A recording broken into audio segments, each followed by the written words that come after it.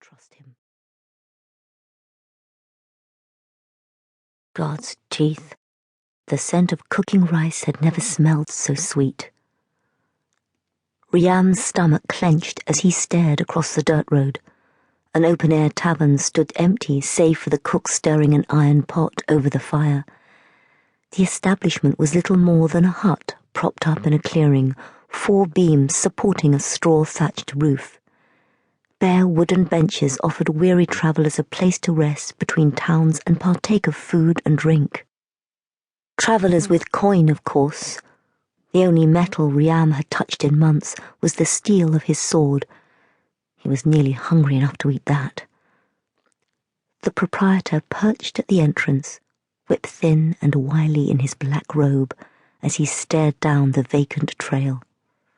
Nothing but wooded thickets in either direction. A single dirt road cut through the brush, leading to the stand. Riam pulled his hood over his head with a sharp tug and retreated into the shade.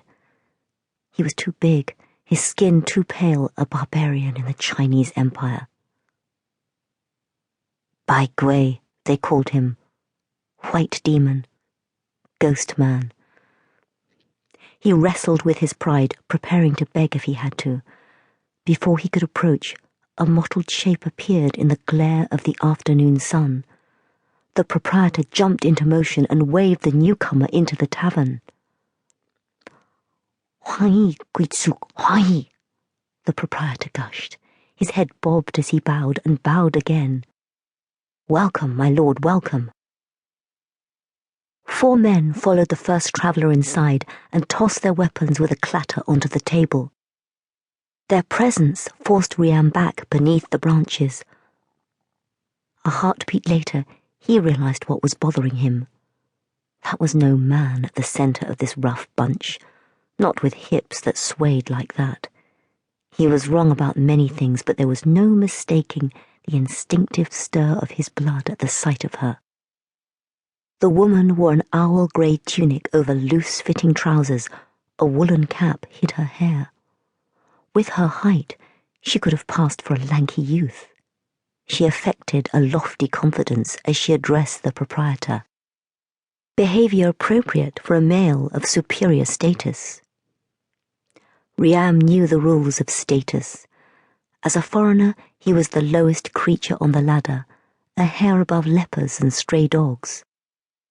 It was one of the reasons he skirted the back country, avoiding confrontation. The promise of a hot meal had tempted him into the open. The sight of this woman tempted him in another way. Beneath the formless clothing, she moved with a fluid grace that made his pulse quicken. He had forgotten that irrational pleasure of being distracted by a pretty girl. Blind masculine instinct aside, the determination with which she carried on with her ruse made him smile. He wasn't the only one paying such careful attention to her. The proprietor cast a scrutinizing glance over his shoulder while he spoke to the cook, then donned his previously submissive demeanor as he returned to the table, balancing bowls of rice soup on a tray. Apparently, the woman overestimated the effectiveness of her disguise. The proprietor set down the last bowl before his customers, then looked up.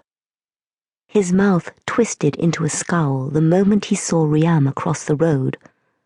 "Away with you!" He strode to the edge of the stand. "Worthless son of a dog." Riam let his hand trail to the sword hidden beneath his cloak. He had become a master at biting his tongue, but today the sun bore into him like bamboo needles, and the ache in his belly felt all the more hollow. Under normal circumstances, he wouldn't think to use his weapon against this fool, but he seriously considered it as the verbal abuse continued. It was like being pecked to death by an irate rooster. He gritted his teeth. "The old man doesn't own this road," he muttered. At least he hoped he said that. All the years on this side of the world, and the only phrases he had at his command were bawdy insults and a smattering of pillow talk. The rooster ducked inside, only to re-emerge with a